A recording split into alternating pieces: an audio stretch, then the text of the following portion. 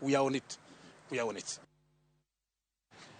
Ywaruok weche mag telo e kanisa mar EACPA boma ma Garissa omiyo onyuola moro ninde koyo otieno mokalo. Mano biro bang' kweth moro ma ichichni otenore gi jogo manoloko ten kanisa no muko odno kendo weyo anyuolano e koyo.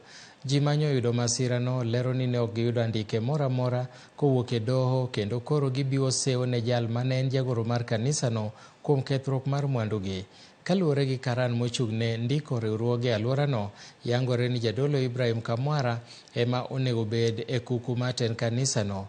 Kweth machielo motelne kod Janes Mue koro osekawo telo mar kanisano e yor agoko. Ne watemo yudo duond Janes Mue to ne ok wayude e yor simo kata ote machuok bende ne ok odwoko.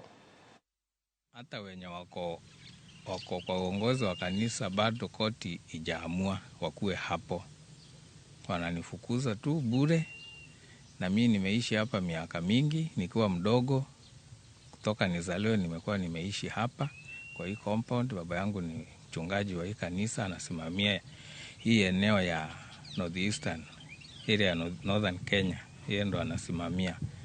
So kuni evict na baba yangu ni mike ateka wake, hiyo hata kwa kimila kwetu ni vibaya, sababu ni kunitenganisha na baba yangu, na mimi sina makosa yoyote nimefanya.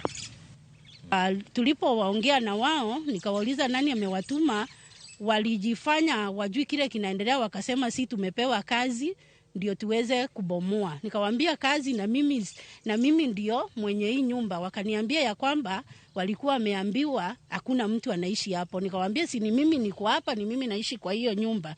Ndio wakatoka wakaogopa, wakatoka wakaenda nje.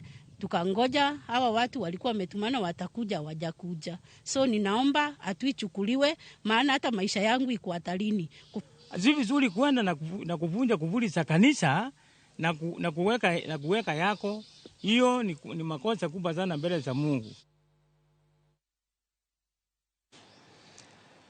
Ramogi